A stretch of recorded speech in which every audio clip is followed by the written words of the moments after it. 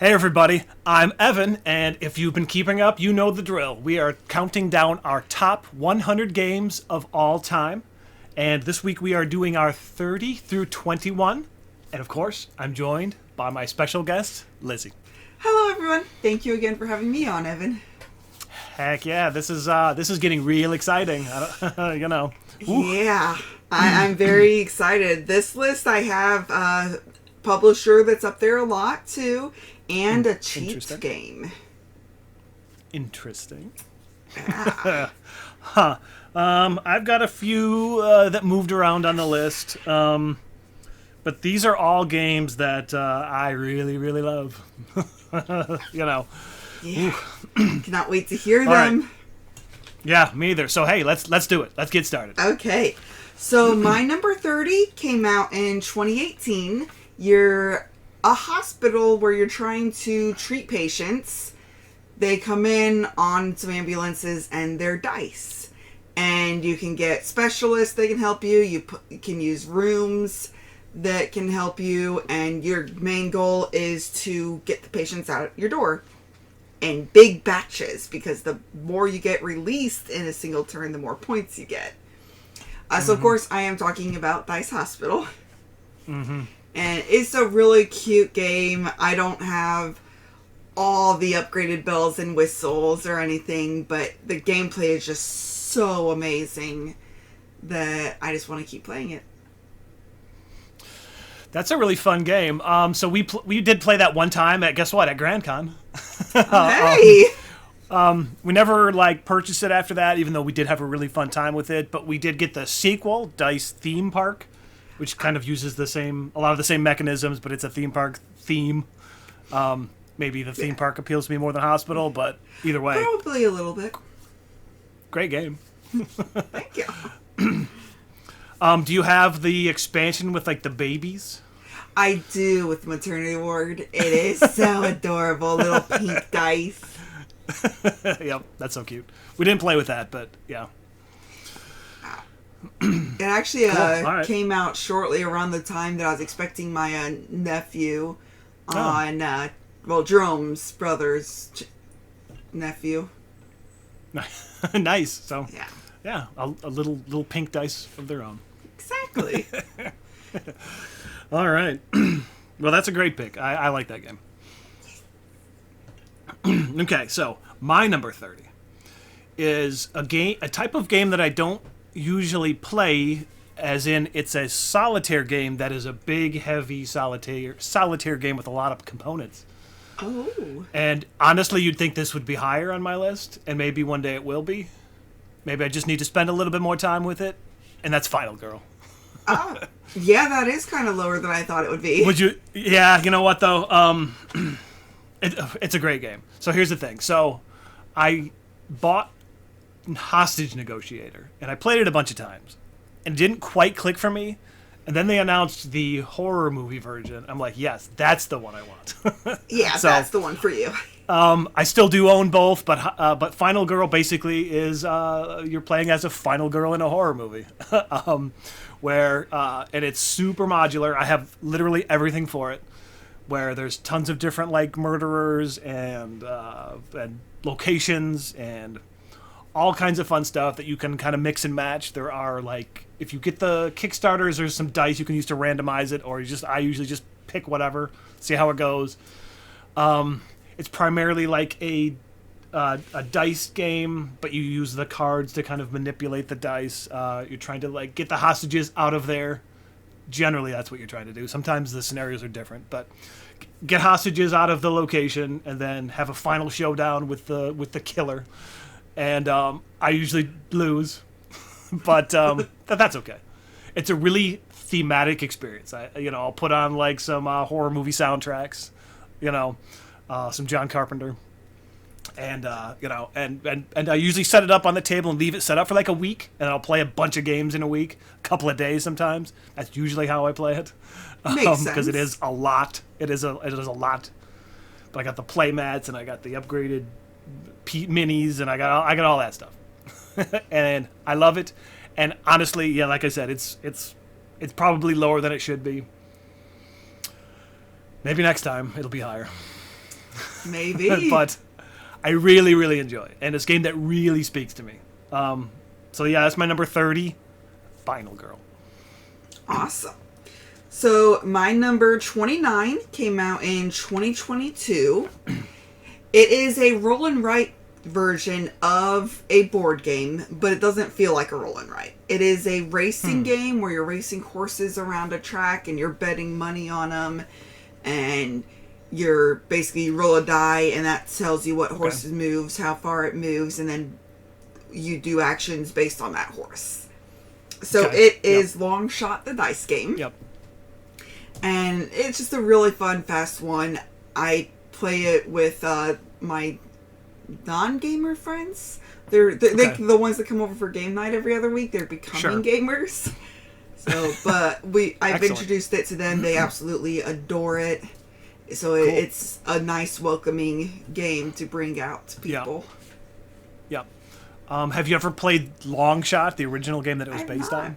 Okay. Yeah, I don't think a lot of people did, and then this version came out.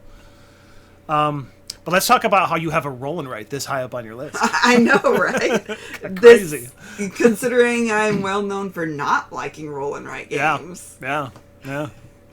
But it doesn't even feel like a roll and write. It feels like a racing game. Sure, I get it. Yep. Yeah, I've heard nothing but good things about that game. I have never played it, but maybe one day. We can change that. Indeed. Okay.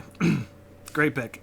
So my number 29 is another game that probably should be higher, but honestly, I played it a lot when it came out, and I maybe haven't played it a lot in the most recent years. In fact, I'm looking at the expansion right there, and it's unopened, unfortunately. Ooh, gamer sin. I know.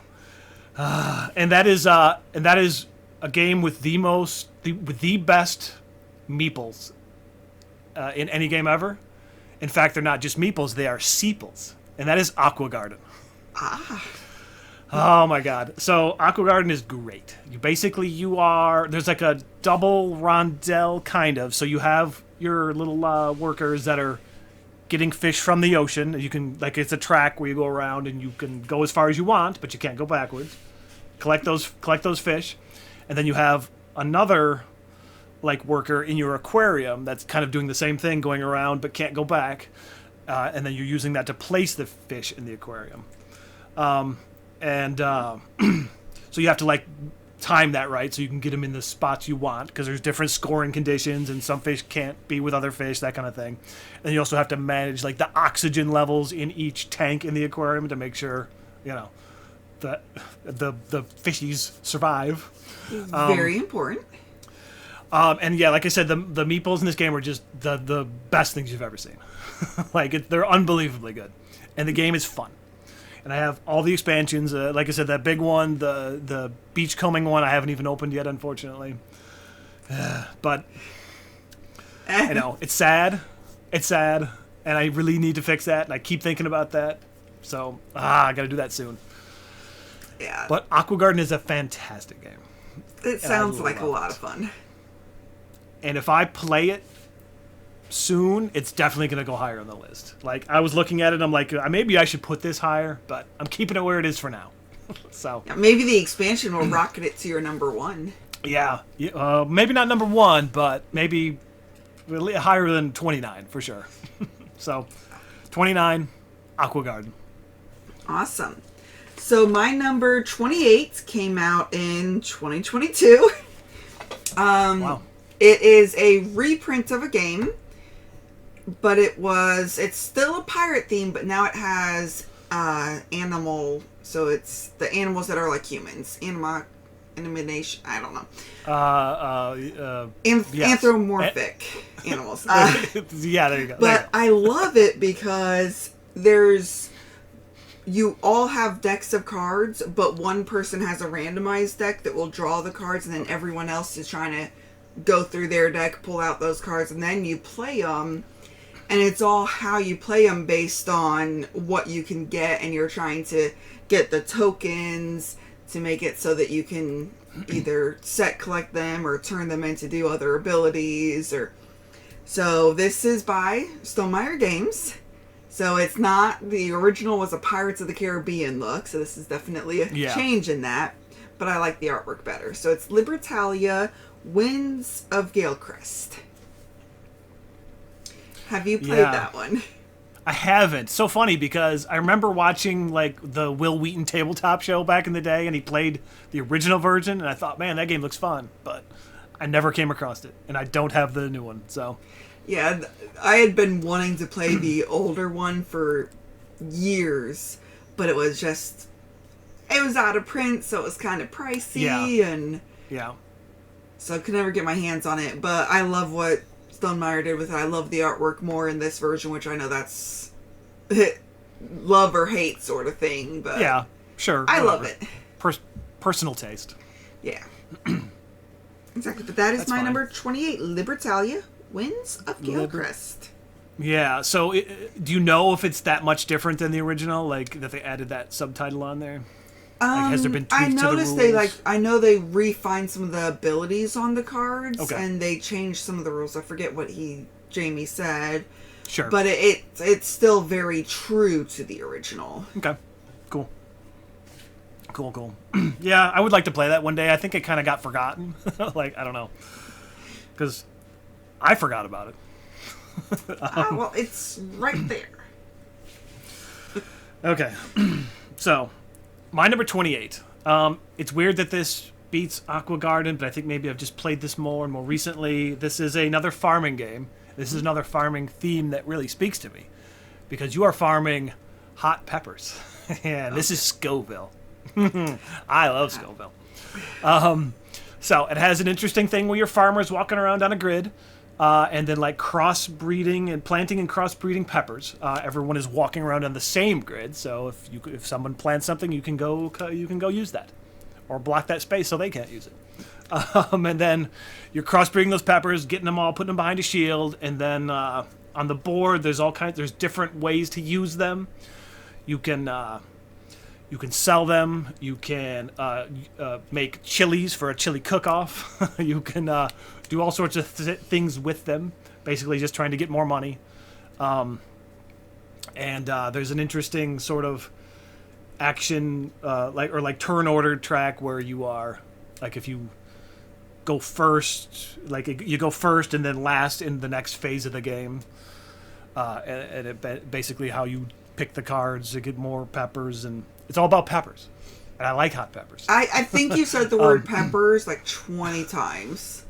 The peppers are what make this game, but it's fun though too. Obviously, there's we have the expansion that kind of gives you your own little lab, so you can crossbreed peppers that can't be interfered with, and I think that adds just a little bit if you're looking for something specific that you can't seem to create because either someone's blocking it or they're all the way on the other side of the board or whatever. But it's great. I love Scoville. It's a fun time. Okay. This theme doesn't really speak to me. I've seen it a lot. I just haven't had the desire to play it. But you should. It's fun. I definitely should. Yeah, it was a TMG game, and they obviously went out of business. But Trick or Treat Studios recently picked it up, so I think as of last year, it is now available again. Okay. I think they changed the art, and it may have the expansion built in. I'm not sure, but either way, it is now 100% available. So awesome. That's a good thing. Yep. So 28, Scoville. Awesome. So my number 27 came out in 2024. I believe it's the newest on the list. And it's one that we played together at Grand Con, and then Missy and I went and immediately bought it. Okay. So you know what it is. So it has these beautiful glass pieces that you're trying to collect. You're trying to complete your rows, and you're trying to get 2 columns on the right-hand side as high as possible. But you do that, you just grab the tokens of it, you put them in your thing, and then it moves and it gets more. But you do that by placing out one of your tokens that match the shape in the corner, or you could place 2 of the same shape anywhere. But it is River Valley Glassworks. Yep. And it's just a beautiful, stunning game. And and I just love it. And I didn't even get the glass pieces. I just got the ones that came in the normal deluxe version. Yeah, we did. I know you did. It was like, give me all of it. And I still haven't even played with that box of cards, the expansion. Oh, yeah. The Nope, we haven't Sundry either. one. Yep. Nope. I looked through them and they seem really interesting. Some give you powers that you can use. Some, you want to have extra glass because the extra ones are negative points normally. But this one, if you get certain colors, it gets you more. So, wow, that is really high on your list, by the way. Yeah, I love it. It is phenomenal. And it's another one that's great to play with not people that are true gamers. Or not true gamers. That's what I mean. Like gamers. Regular gamers. Yes, that's... yeah. Well, that doesn't sound right either, but... the ones that want to play, super heavy strategic games. Sure. They're not playing Scoville or Aqua Garden, probably. Exactly. I do really like this game. I like how simple it is, and how easy it is to play, and also how quick it plays. But there's still a lot to think about, with your pieces and where you're placing them. It is not on my list. It's not even in my top 150. But wowzers! I still really like it. I know. Well, how many times have you also played it too? So I've played it a few times. We've played it here a couple of times, but yeah, it probably just needs more plays because it is one of those simple, almost filler type games that would be a type of game that we play after, a bigger game night type sort of thing that would kind of fit in for us. But as of right now, it's not on my list, but it's a fantastic game. I agree. Well, thank you. And it also has a really great solo mode. Yeah, which I have not tried, but I've looked at it. You have those little opponents on the backside of the boards, right? And they all kind of act differently, which is interesting. So the beaver will act different than the frog. Because the beaver builds dams. Yeah, maybe I'll try that one time. That's a lot of fun. Cool. All right, so my number 27 was number 2 in 2018. Whew. 2. Yeah, so... Okay. And there's a reason. It's still good, though. And this kind of stands in for a series of games. Maybe one that you've played, or maybe not. And that would be Pandemic. I don't know. Is that anywhere on your list? I don't know. I don't know. So, might not be. So in 2018, I think we were really high on Pandemic Legacy Season 1. I think that's why it was so high. Where it's now kind of settled into, the mid-20s, which feels good to me. So we've played through... I've played regular Pandemic. I don't own it, but I've played, other people's copies and stuff. Great game. We've played through all the Legacies, but the only one I actually own is the Cthulhu one. And I think that one's great. And I have played that with you. Yes. So I think Pandemic has a great system of cascading travesties where you see where everything is going to, whatever disease cubes or whatever disease cubes in the normal game. So diseases are going to spread here, and then at some point there's an outbreak, and those get shuffled and put back on top. So you know where it's going to happen again. You just don't know what order. And there's always that challenge to try to get just a little bit deeper into that deck to get more cards that get shuffled and put back on top. And I think that's what's so fun about it. Trying to manage that. And sometimes it's going to spiral out of control and there's nothing you can do. And you can try. And there's always maybe a glimmer of hope. And then it comes crashing down and game over. Yeah, especially when there's multiple cities right clustered around each other that all are on 3. And you're like, we need to get over there and start fixing this problem because if we don't, game all hell's over. Gonna break loose. But I think it's great. I can't believe it was my number 2 in 2018. But yeah, that hurts. But that's okay. It doesn't hurt because 27 is still really high out of all of these games. But, whew.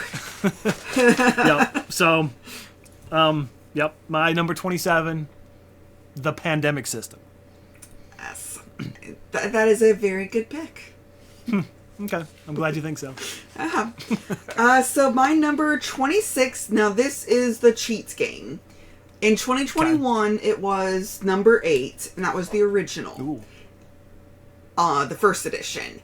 This one is a area control game, and the artwork on the original cover is just not for me. Okay. It sat on my shelf of shame for way too long because I couldn't get past that until I finally did. Because I kept hearing how amazing the gameplay was, and they're right, the gameplay is amazing. Then it came out with an exploration theme, but it kind of became more tracks. So like, right. when I did this, I chose original Ethnos because I was still waiting on second edition. But the one for my actual list is Ethnos second edition. That is, as soon as I played that one, I sold the first one. Granted, I did pre-order it, so I got the promo pack.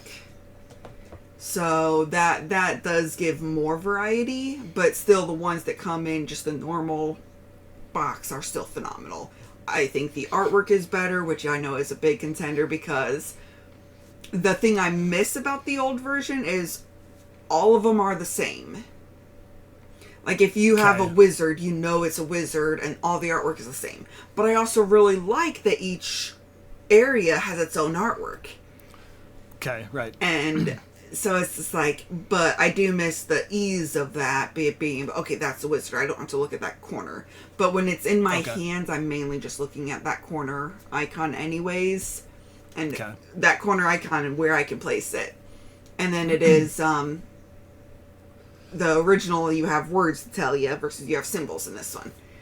Which I was a little bit worried about that too, but when I played the original, I didn't even read the words.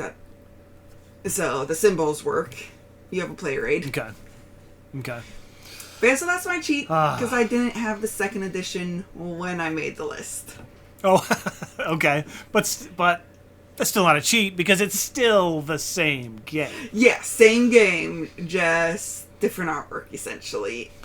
So if you sold the first edition, did you sell the one that was in between those two editions? I did not. I still kept that one because while it has a similar feel as far as, because you are building your bands, you want bigger groups of cards, it still has that similar feel. But the area control versus track movement is just a different overall. So depending on my mood... Okay. All right. They both have their place. So there's room. Yeah. So there's room in your collection for both. Yeah. Okay, I'll just build another shelf if I need to. Yeah. What's another shelf? Exactly. Cool. All right. I've never played that game, but I've heard so really many good things over the years. I know. I'd like to try it sometime. But that first version was ooh. Like that, I wouldn't even touch that box based on that art on that first game. Yeah. I got it because of the dice tower, and it just sat there until finally we got through we were doing this, like, oh, we're going to get through all of our Shelf of Shame games during one of those moods. Is when we played it, and cool. You're like, wow, this is great. This game is phenomenal. I wish the artwork was better, because then we would have played it sooner. Yeah. But hey, now I have a great artwork one, at least great for me. And someone was happy because I sold it for like $35, so they got it for a reasonable price. Excellent. All right, and so everyone's happy. Everybody wins. All right, cool. Okay, so my number 26 is a roll and write, flip and write anyway. And this is one where you are you can be as artistic as you want, and this is cartographers. So I love cartographers. I've played cartographers a lot. I've played this remotely with my friend Nathan. We played a lot of it last year, where we would just take pictures of the board and the cards, and play it over Messenger. Actually, worked really well. So basically, there are 4 different scoring goals. And they'll each trigger twice, so like A and B, and then B and C. Like they'll trigger at different times during the 4 rounds of the game. And then you're flipping over these cards that have polyomino type shapes and also like terrain types, and you're basically just drawing those onto your sheet, trying to meet these scoring goals. And that's kind of it. Sometimes you can just put an X in a or whatever, draw a shape. I've seen some beautiful like art that people have created with this game because they've drawn out everything. I have colored pencils, so I color code everything. Try to draw little trees in there. Aww. I know. So that's part of the fun, is making like a nice looking map. And then every once in a while there's a monster attack, and if you're playing in person, well, you can do it remotely too. Basically, you hand that sheet to someone else, and they draw the monster on there. So of course they're going to put it in the worst possible place, because all the squares around it are negative points. But then you can work towards, enclosing those monsters. And there's even some goals where those monster types might come in handy, because you're looking for different types, touching different types, that sort of thing. But I love Cartographers. It is a game. I have all the expansions in. There's like tons of expansion maps. Sometimes they're kind of weird. Sometimes they don't. They're not as good as the original. But it's still fun. Yeah. I love Cartographers. I've heard some really great things. Now, question: is this your highest roll and write game? It is not. Oh, so you have another one that you like even more than Cartographers. Maybe a couple. Oh, stay tuned. Interesting, because whenever someone talks about it, it's usually like the highest roll and write game for them. It's this is what roll and write games should be. Yeah, because it's really dang good. That's why. But no, there's a couple actually that I like better. But you're gonna have to stay tuned and find out. Yeah, next time. Yeah, maybe. Okay. Yeah. So number 26, Cartographers. Awesome. So my number 25, it's actually the most unique one on the list, but it's been on your list. So the original game came out in 2012, but this version didn't come out until 2016. And it is by far the most amazing one. It has these cute little dolphin meeples. Where you go, when you win one, even though I know that's not what dolphins make, but that's the sound dolphins make in my game. Yeah, sure. But it's a micro game. You have, 16 cards? You have one card in your hand. When everyone's trying to figure out what that one card is, then you draw a card and then you play one of them. And it could be trying to guess what that person has, or trying to guess what the out card is, because the best version, you try to figure out what that out card is too. So the original was Love Letter. So this is Archer, Once You Go Blackmail, a Love Letter game, I think is its full official title. Yes. Yep. Cool. So so you could either call it Archer or Once You Go Blackmail, but it is just amazing. We when I first got into gaming, the original one was the one that we played. Sometimes the entire game night would be that. Wow. Until the Countess, the number 7, got a little scratch on the back of that card. And then you couldn't play it anymore, because then you knew if he had the 7, well, then if I have the 1, 7. Because the 1 is the one that you guess the other cards. But once we played Archer, I am sad that it is out of print, because we've sleeved all of our cards. They're all sleeved, so we're not going to get any nicks in them. Well, funny story about that. So we have the one. Do you have the one in the bag or the one in the box? The one in the box. So we have the one in the bag. Okay, and I don't know. And the cat got to it and bit the bag and bit through one of the cards. Oh no! So then we had to sleeve them, which sleeved. It's fine, but there's a tooth hole in one of our cards. So. Oh goodness. So we had to sleeve him, but it works. What number? With this, you can't. I don't remember actually, but yeah. But as long as you can't feel it when you pick up the card or anything. No, because it's usually our end of night.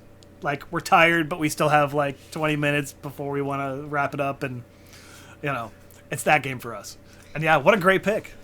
What a great game. There you go. It's a little bit higher, but that's okay. Yeah, phenomenal game.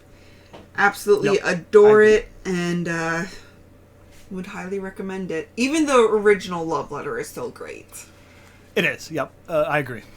So if that's the only one you can get, you're not getting awful game. You're still getting a great game. And you could play with the rules for like the 2 and the 4 and the 7 and the 6 are all different.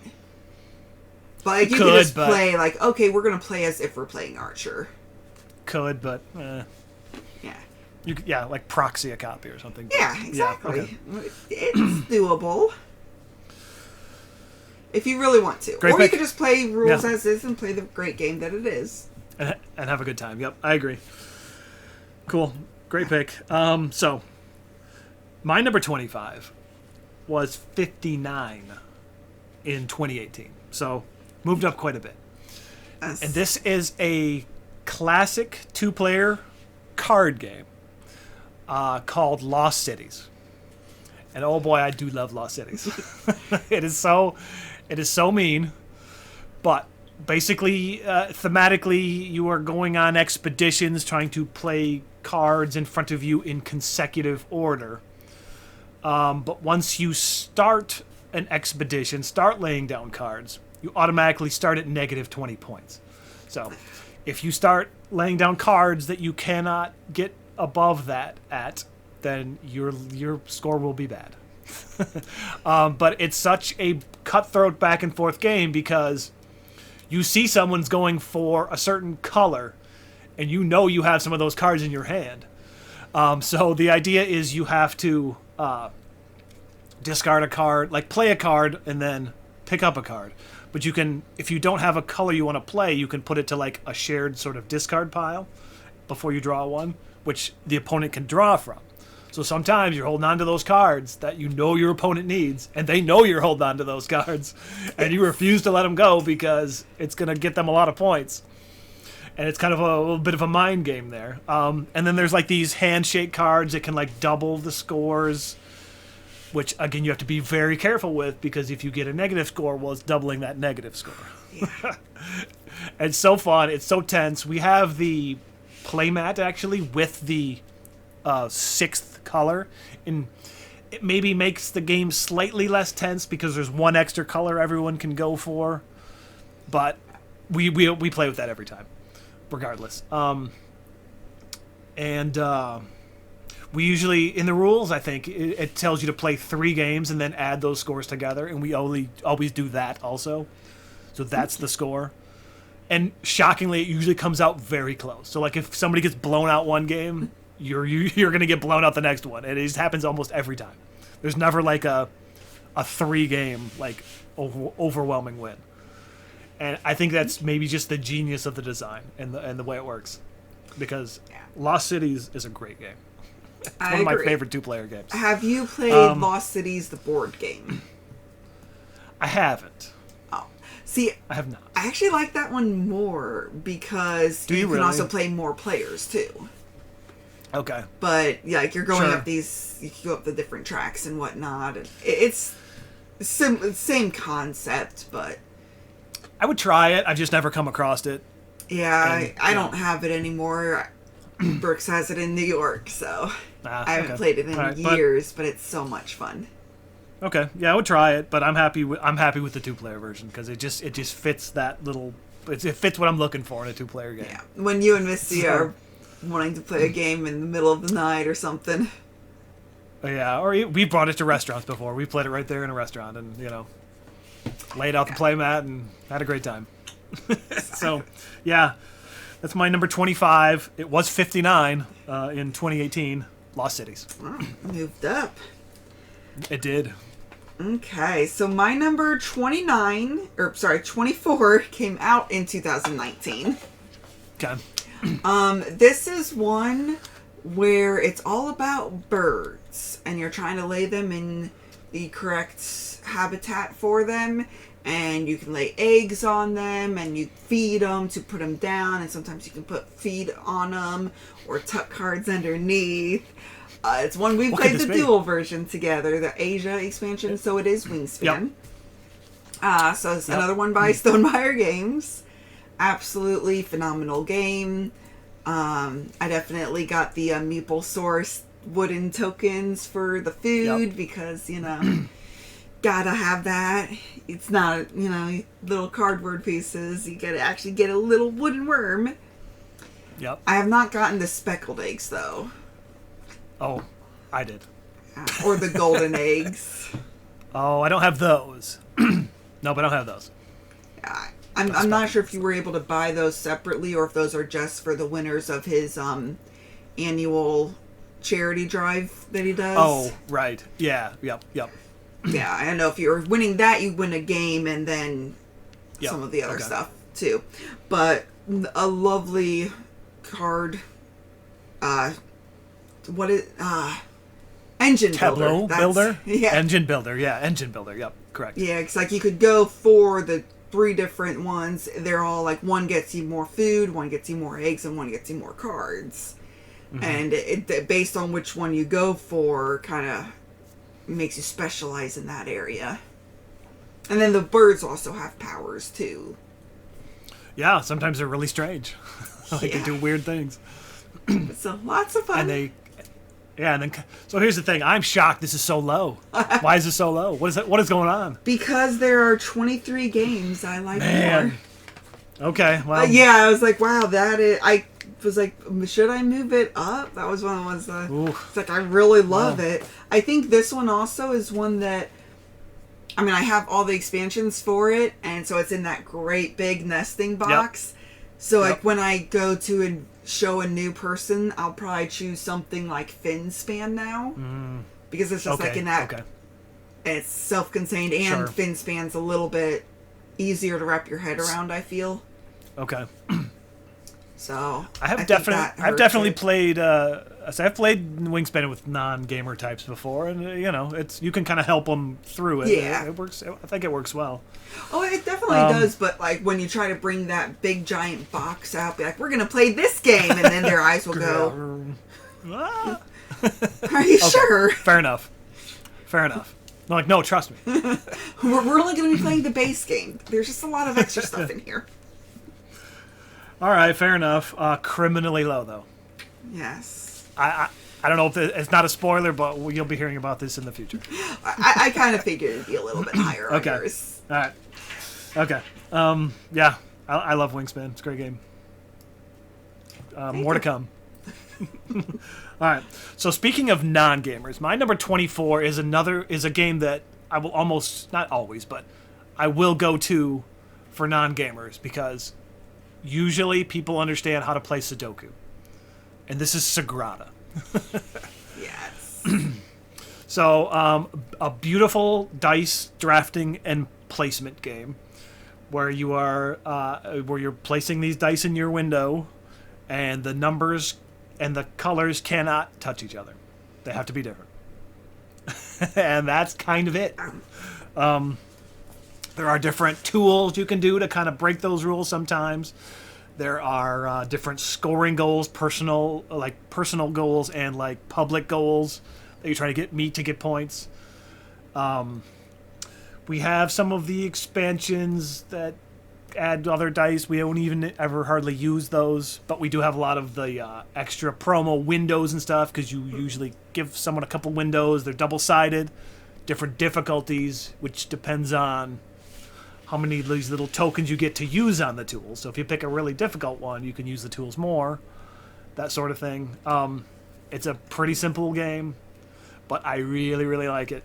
There's something fun about drafting dice and trying to place them in this little puzzle grid just right so that there's no errors and everything is beautiful and you score lots of points. Yeah. And it does create some end of game beautiful, like taking the pictures. Yeah. It just looks stunningly beautiful every time. Yes. Absolutely. Absolutely. Yeah, so that's my 24. Sagrada. Fantastic. It may or may not be on my list. Okay, interesting. Yeah. It's a very good game, though. Okay, good. I agree. So my number 23 came out in 2023. It is also by Stonemaier Games. So this is the third one on this section. But the last of the Stonemaier in this section. Okay. This section, okay. There may or may not be another one coming. Okay. But this is Only about one. Okay. space bees. So okay. bees have evolved to be the superior race, and you send out your little worker bee, and he goes and he does an action, and based on his level, they go from 1 to 4. They can do certain things. Like you can do like a base action, or like a 4 gets you like another bonus. But the problem with 4s is then they have to hibernate because, well, you know, bees have short lifespan. So they don't die, they just hibernate, they go to sleep. Yeah. But it's called apiary. And it's just, it combines bees, which are just oh so cute, and space, which is an awesome theme. And you're going out and you're going and exploring in one of the sections. You're going out gathering resources that you're trying to build up. And you're trying to get your little area of space to be the coolest area in space. Is that what it is? Is that what's happening in that game? Well, I mean, coolest area. you build it up to try to get resources Yeah, I know. and whatnot. But Sure. yeah, you're trying to make it the coolest, because if it's the coolest, then you win, right? Yeah, absolutely. Yeah. That's cool. I've never played it. I feel like I say this a lot. I've heard nothing but good things about it, but I've never played it.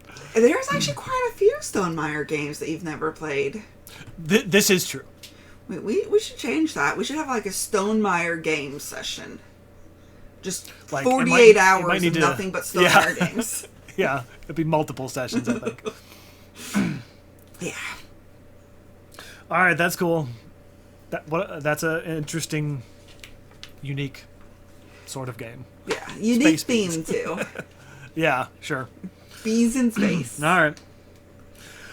Okay, so my number 23 was number 18 in 2018. So almost the same. A slight drop. So more or less the same-ish. Maybe feel a little bit less about it, but that's okay. So this is less. It is a game, but if you try to play it like a game and not play it as an experience, there's a potential that you may not have a good time.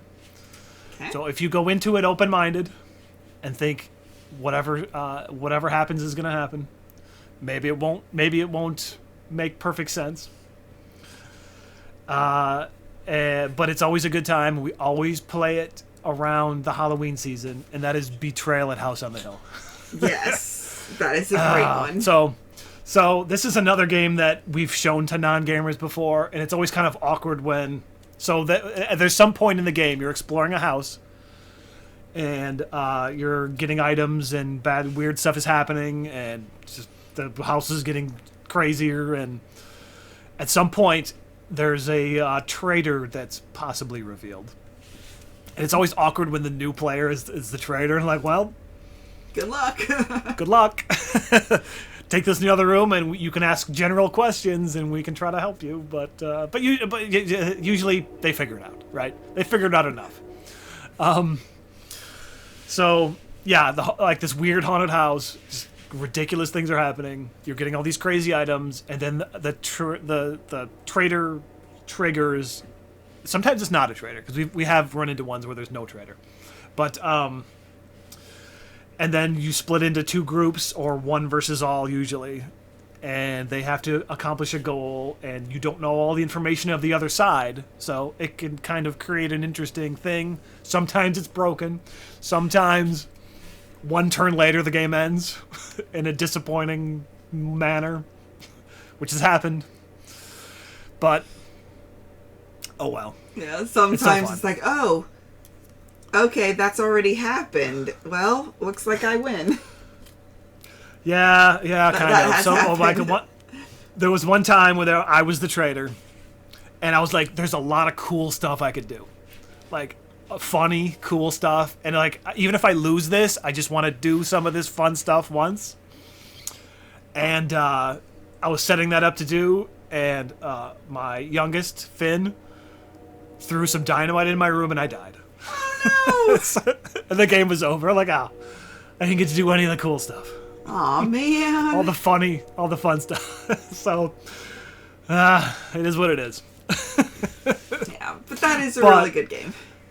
But it's just such a goofy experience, and the Legacy game is excellent. And it's replayable with a bunch more scenarios. And there's all kinds of twists and turns and fun surprises in that. I don't know how well it sold. I know it's sold out, so you can't find a copy for cheap these days, but it was very, very good. I have it right there. It's Did you start playing it? Is that what happened? Yeah, we played the first scenario, and my game group was like, I don't like this. Oh, it's so sad because it gets so good. And I'm like, oh, but I still want to play this, so it's just been sitting there collecting dust. Like, I don't want to give a spoiler, but there was a certain scenario that we ran into in the Legacy game that was based on a certain television show that was hilarious. And I'll tell you about it after we're done recording. Okay, so that works. That is my number 23, Betrayal at House on the Hill. Awesome. So my number 22 came out in 2022. This is a game where you have little dragons that are artisans, and they're like baking bread and getting gems, and you're trying to get some resources and turn them in for other things, and basically you're just trying to get points to go around, but you can go to these different locations and turn in stuff to get other stuff. And it is called Flamecraft. Yep. It's just adorable. It has this nice mat, and the cards come out, and you can go there, and I really like it. It's a gorgeous looking game, that's for sure. It's stunning, and I haven't even gotten like the really cool components. No? Or did Why I? not? Well, I think I ordered them, and then they were like, oh yeah, Okay. we don't have any more. Oh. Okay. Because I didn't get them during the Kickstarter, so I'm like, oh, Okay. the normal's fine. I don't need all those Okay. deluxe components. But maybe you do. Yeah, I definitely do. I know. That's how I feel. But I'm like, I'm trying to be a good adult. Try to conserve money because, I could buy another game. But cool upgraded components for this game that I love. Exactly. Yeah, I mean, I didn't know it was going to be this far up my list when I Wow, bought that is very high actually for this new of a game. I've never played it. I don't know. It looks fun. It's kind of a family weight. They've never played. I know. But it's like a family weight game, right? So yeah, it's kind of family friendly. It's one that I can bring out with my friends that are possibly becoming gamers. Yeah, I think I would enjoy it. I think you would too. That's all I got. And it has cute little.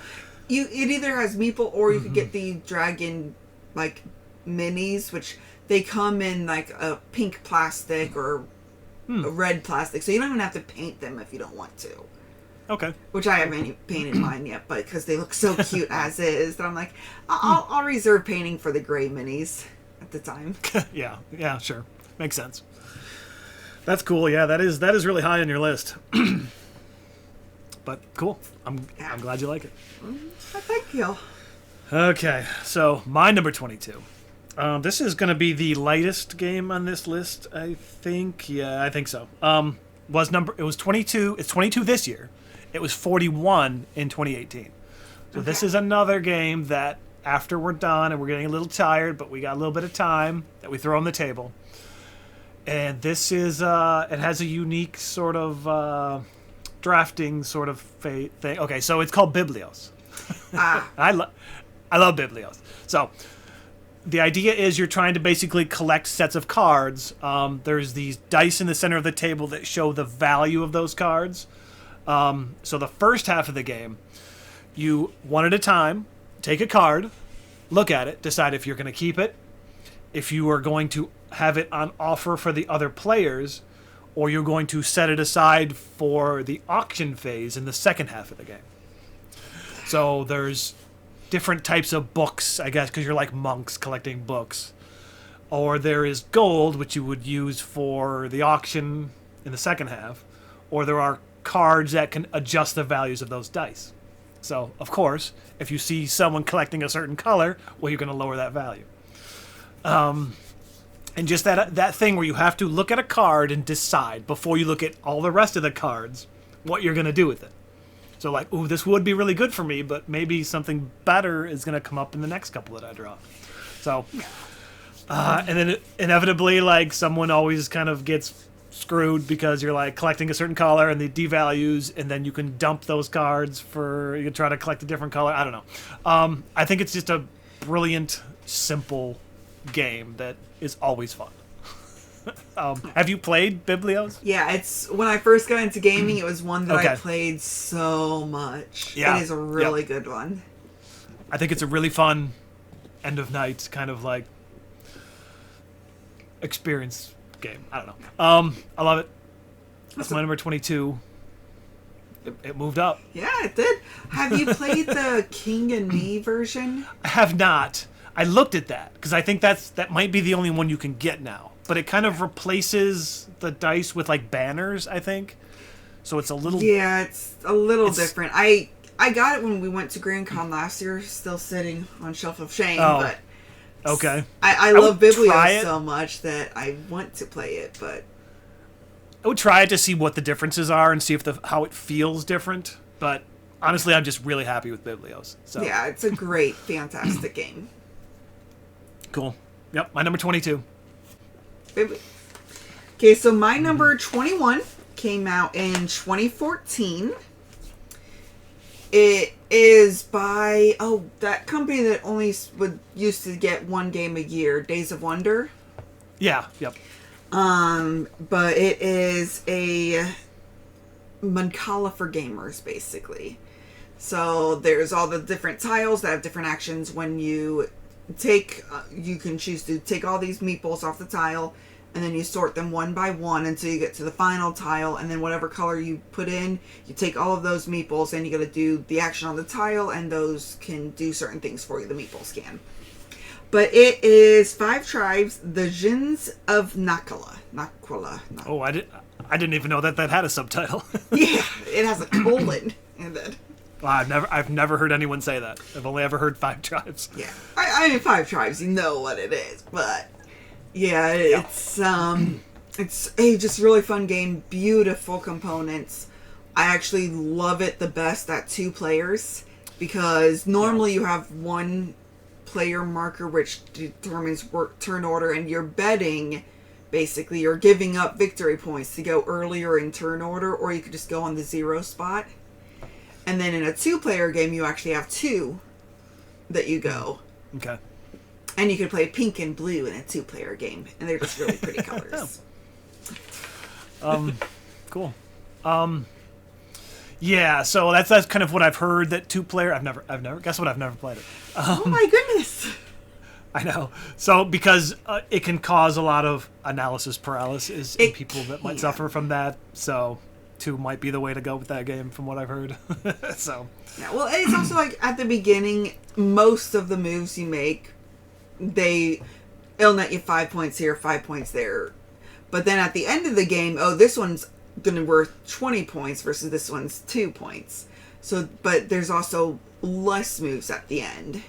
So you have less to think about versus at the beginning when, it's just do whatever you want because you're going to get about the same amount of points. okay. Yeah, that's a classic, I think, that I've just never played. Well, I mean, I didn't play Mancala until high school, and I just fell in love with that one. And I really like that mechanism of picking something up and moving. So Yeah. I think it was designed for me.